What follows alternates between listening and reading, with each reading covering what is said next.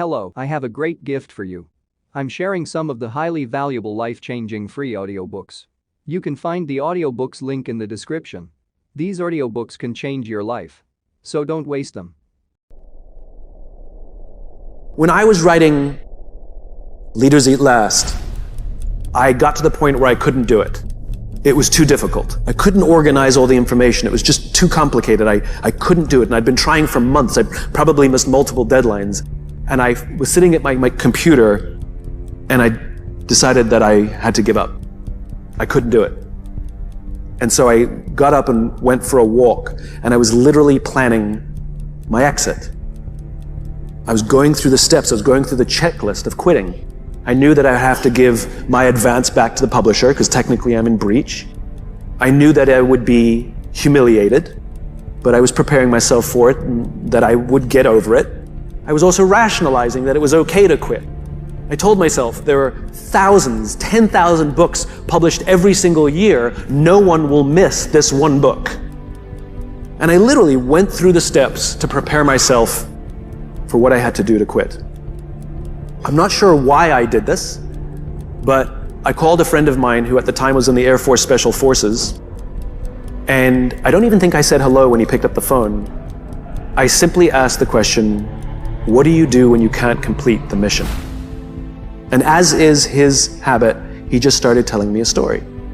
He was a helicopter pilot, and they had a mission in Afghanistan that was a suicide mission. All the intelligence showed that the air defenses were just too great, and none of them were going to come out alive.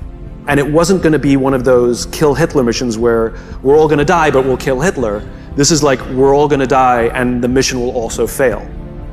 And he was preparing his helicopter for this mission, and his wingman turned to him and said, what do we do? We've got wives, we've got kids.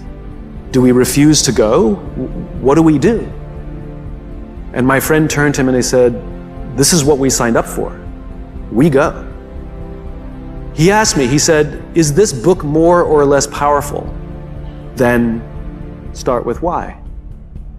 I said, the research has impacted me greater. It's more powerful. He says, all right, I'm going to tell you a funny story. Before I met you, I'd become disillusioned with the Air Force and I was going to quit. And I found this kooky little book called Start With Why, and it completely re-inspired me. And I decided to stay, and I'm a better leader now than I was before because of that book. And if you're saying that this book is more powerful than the first one, then we need this book. He said, this is what you signed up for. You have no choice. Clearly his mission was scrapped at the last minute. The underlying message of this is what you signed up for, you have no choice, wasn't a mean message. The underlying message was, and I will be here with you. The underlying message was, no matter what, you can call me at any time. I've got your back. And that's the important part. I turned around, went back to my desk, and finished writing that book. Not that night. I mean, it took me months, but I never thought of quitting ever again. As soon as I knew that someone was there, someone had my back. We're built to walk uphill. And when you reach the pinnacle of the hill, you want to stop and appreciate the vision, but the next thing you want is a higher hill in the distance, because it's from the uphill climb that we derive our value, and I mean this technically. So almost all the positive emotion we feel, especially the emotion that fills us with enthusiasm, and that's to be filled with the Spirit of God, by the way, because that's what enthusiasm means. That's experienced in relationship to a goal. And so in some sense, and this is part of the religious enterprise, you want a goal that you can never attain, right? So you can always move closer to the goal that recedes as you move towards it. You think, well, that's frustrating. It's like Sisyphus pushing the rock uphill. But it's not, because as you pursue that goal, you put yourself together and your life does get better and richer and more abundant. And that's why the highest levels of virtue and goal are in some sense transcendent. You want them to be above everything you're doing so you can continually move towards something that's more sublime and better. That's what you are. You're here to live, not to sleep. And the problem with the vision of Mai Tais on the beach is that, well, first of all, that's a vision of drug-induced unconsciousness. Second, it's only going to work for about a week. Third, you're going to be a laughingstock in a month and depressed and aimless and goalless. That's not. You want a horizon of ever expanding possibility. And so it does happen to people because they've staked their soul on the attainment of an instrumental goal. It can be a pretty high order goal. It was in your case. But then you think, now I'm there. Now what?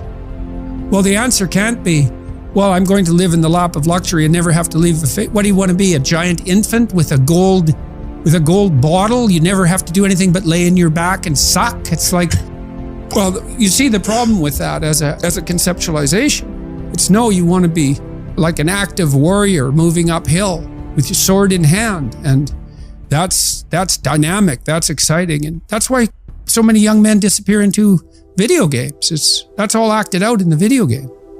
So they have to act that out in their own life. Not that I despise video games, because I don't, but they're not a substitute for life. They might be good training under some conditions for life. We all have friends that say they want the passion back in their relationship. Does anybody here have a friend that would love passion or a connection back in a relationship? A friend that tells you? Anybody have a friend that tells you they want passion or connection in their relationship, but they're on Facebook looking up old high school boyfriends or girlfriends, DMing people when nobody's knowing? I know a couple people in my life that say they want in front stage, they want the connection, they want the love again, but when no one's watching, they're kind of doing the stuff that derails that.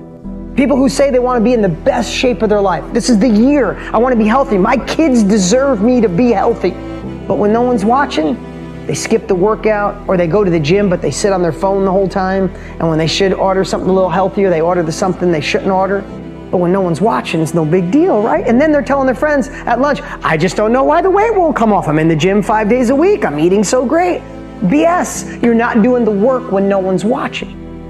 Right? You say you want that business to thrive, to go to another level, but you did all the easy parts. And now you got to dig into marketing. You got to let your friends know you're going in this business. It's a little uncomfortable, so when no one's watching, you're working on your logo or the name of your site rather than the marketing that actually gets you out there, or the phone call you need to make to close the deal. But you tell your friends it's not working, but really, you're not doing the work you should be doing when no one's watching. You guys feeling me on this one? Congruency is so unbelievable, and that's where values come from. That's where character comes from. I am by far not saying I'm perfect in any shape, way, or form, but I have an obsession now, especially at this phase of my life. I want to be so congruent that if my wife, my kids put a hidden camera on me for a week and they watch it, be like, damn, he does the same stuff he talks about. I would love for you guys to see me at a restaurant having a conversation with my family. You're in the booth behind me and you don't know that I don't know you're there, and you get there and go, damn, that's the same guy I met when we were on camera. That is so powerful. And the reason it's the theme for my kids is, listen, 15 or 13, who has kids? Right? Raise your hand if you have children. In today's world, can they pretty much do anything they want on social? I mean, they could be online, they could find porn in 2 minutes, they could do a million things. At 15, I know my daughter has friends that already drink, already do some other stuff, right? They could lie about all of it, turn off their locations and figure it out.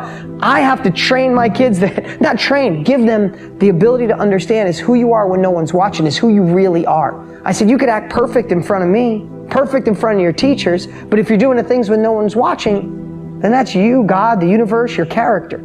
And my kids are far from perfect, but they understand core values because of that.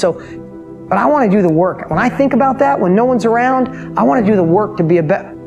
When no one was watching for 4 days straight, I obsessed on what I was going to teach you today. It'll seem really easy, seem like it's just coming off my tongue. I have this whole thing laid out to get you the results you deserve, you desire, right? I did the work when no one's watching, so now when I'm front stage, it looks easy, looks amazing, but I really got my own notes and cheat sheet here. My daughter and son both pitch. They love winning games.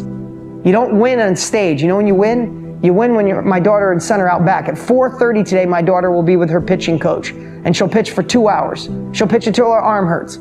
She does that on a regular basis, but when she goes and wins a game, it's because of what she did when no one was watching. So, you see, we all think we want it easy. We all think we just want we want to open the gates and all the money and the happiness and the joy just pour out. Why, when people hit lotto, do they go broke? Because they had the resources handed to them, but they never found a way to be resourceful. You see, how we get resourceful is actually understanding that problems are the path to our bigger future. So if we handle bigger problems, we get bigger results.